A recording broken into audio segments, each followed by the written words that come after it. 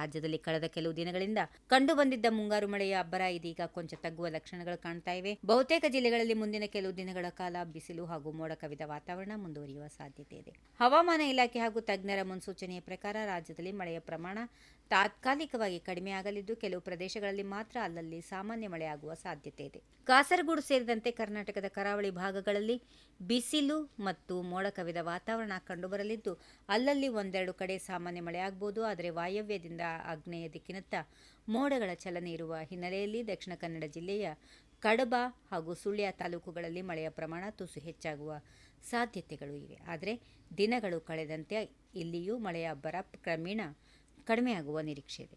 ಕೊಡಗು, ಚಿಕ್ಕಮಗಳೂರು ಹಾಗೂ ಶಿವಮೊಗ್ಗದ ಕರಾವಳಿ ಭಾಗಗಳಲ್ಲಿ ಹೊಂದಿಕೊಂಡಿರುವ ಪ್ರದೇಶಗಳಲ್ಲಿ ಅಲ್ಲಲ್ಲಿ ತುಂತುರು ಮಳೆಯಾಗಬಹುದು. ಸಕಲೇಶಪುರ ಮತ್ತು ಸುತ್ತಮುತ್ತಲಿನ ಪ್ರದೇಶಗಳಲ್ಲಿ ಬಿಸಿಲು ಹಾಗೂ ಮೋಡ ಕವಿದ ವಾತಾವರಣ ಮುಂದುವರಿಯುವ ಸಾಧ್ಯತೆ ಇದೆ.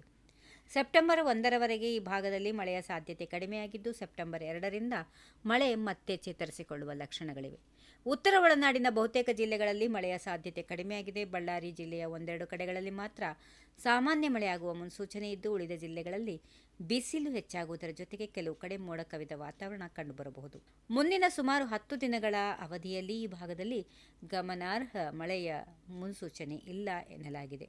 ವಿಜಯನಗರ, ತುಮಕೂರು ಹಾಗೂ ಹಾಸನದ ಪೂರ್ವ ಭಾಗಗಳಲ್ಲಿ ಅಲ್ಲಲ್ಲಿ ಸಾಮಾನ್ಯ ಮಳೆಯಾಗುವ ಸಾಧ್ಯತೆಗಳಿವೆ. ಆದರೆ ದಕ್ಷಿಣ ಒಳನಾಡಿನ ಉಳಿದ ಜಿಲ್ಲೆಗಳಲ್ಲಿ ಬಿಸಿಲಿನ ಪ್ರಮಾಣ ಹೆಚ್ಚಿರಲಿದೆ. ಸೆಪ್ಟೆಂಬರ್ 2 ನಂತರ ದಕ್ಷಿಣ ಒಳನಾಡಿನಲ್ಲೂ ಮಳೆ ಮತ್ತೆ ಚುರುಕಾಗುವ ಸಾಧ್ಯತೆ ಇದೆ. ರಾಜಧಾನಿ ಬೆಂಗಳೂರಿನಲ್ಲಿ ಕಳೆದ 2 ದಿನಗಳಿಂದ ಸಂಜೆ ವೇಳೆಯಲ್ಲಿ ಮಳೆಯಾಗುತ್ತಿದೆ. ಇಂದು ಕೂಡ ಸಂಜೆ ಅಥವಾ ರಾತ್ರಿ ವೇಳೆಗೆ ಕೆಲವು ಕಡೆ ಮಳೆಯಾಗುವ ಸಾಧ್ಯತೆಗಳಿವೆ. ಆದರೆ ಮಧ್ಯಾಹ್ನದ ವೇಳೆಯಲ್ಲಿ ಬಿಸಿಲಿನ ತಾಪಮಾನ ಹೆಚ್ಚಾಗುವ ಸಾಧ್ಯತೆಗಳಿದ್ದು, ಬೆಳಗಿನಿಂದ ಮಧ್ಯಾಹ್ನದವರೆಗೆ ಬಿಸಿಲು, ಬಳಿಕ ಮೋಡ ಹಾಗೂ ಮಳೆಯ ವಾತಾವರಣ ಕಂಡುಬರಬಹುದು. ರಾಜ್ಯದ ಹವಾಮಾನದಲ್ಲಿ ಮುಂದಿನ ದಿನಗಳಲ್ಲಿ ಮತ್ತೊಂದು ಬದಲಾವಣೆಯಾಗುವ ಸಾಧ್ಯತೆ ಇದೆ. ಬಂಗಾಳ ಕೊಲ್ಲಿಯಲ್ಲಿ ಬಾಂಗ್ಲಾದೇಶ ಕರಾವಳಿ ಸಮೀಪ ಸೆಪ್ಟೆಂಬರ್ 1ರವರೆಗೆ ವಾಯುಭಾರ ಕುಸಿತ ಉಂಟಾಗುವ ಸಾಧ್ಯತೆಗಳು ಇವೆ.